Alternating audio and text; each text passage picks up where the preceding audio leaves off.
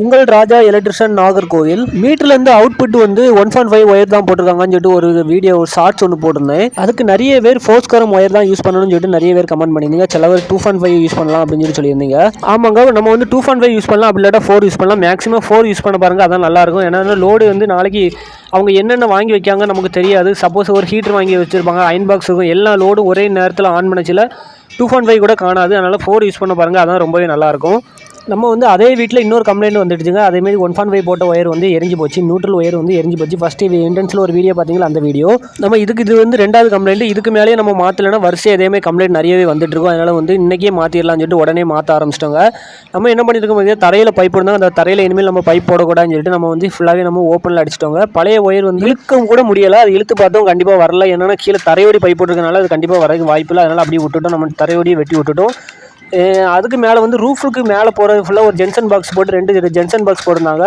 அந்த ஜென்சன் பாக்ஸ்லேருந்து தனித்தனியாகவே நம்ம வந்து ரூஃபோடையே ஒயர் இழுத்துட்டோம். பழைய பைப்புனால ஒயர் இழுக்க கொஞ்சம் சிரமமாக இருக்குது. அதனால் வந்து நம்ம வந்து ஷாம்பு யூஸ் பண்ணியிருந்தோம். சிலவங்க வந்து எண்ணெய் கூட யூஸ் பண்ணுவாங்க. எண்ணெயோட ஷாம்பு ரொம்பவே பெட்டராக இருக்கும். ஷாம்பில் பார்த்தீங்கன்னா வலுவழுப்பு தன்மை வந்து அதிகமாக இருக்கும். அதனால் வந்து சீக்கிரமாகவே வலிக்கிட்டு வந்துருங்க.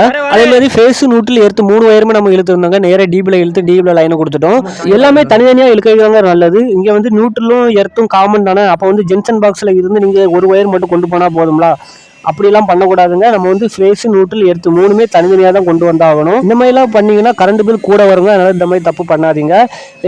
போஸ்ட்லேருந்து வரும்போது மட்டும்தான் நியூட்ரல் காமன். உங்கள் மீட்டில் இருந்து தனியாக போகும்போது அது காமனாக வராது. இதை ஃபஸ்ட்டு புரிஞ்சுக்கோங்க. அப்போ தான் ஒயர் போடுறதுக்கு எல்லாமே உங்களுக்கு ஈஸியாக புரியும். ஏன்னா நிறைய பேர் இதே தப்பு தான் பண்ணுறீங்க.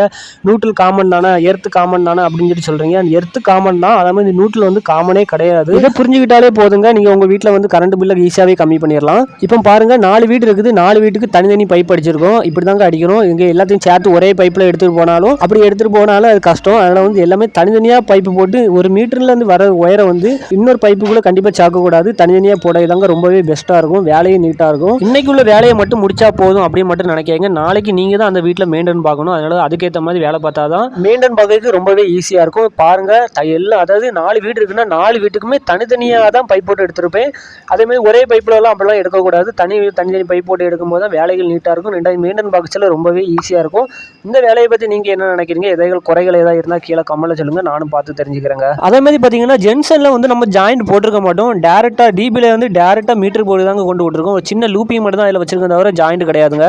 லூப்பிங் எதுக்காண்டி வச்சிருக்கோன்னு பார்த்தீங்கன்னா, நாளைக்கு ஏதாவது சப்போஸ் ஏதாவது மெயின்டைன் பண்ணிச்சு ஒயர் வெளியே ஏதாவது இழுக்கணும் அப்படின்னா இழுக்கை கொஞ்சம் ஈஸியாக இருக்கும். அதனால தாங்க ஜாயிண்ட் அடிக்காமல் வேலை பார்க்க பாருங்கள், அது ரொம்பவே நல்லா இருக்குங்க வேலைக்கு.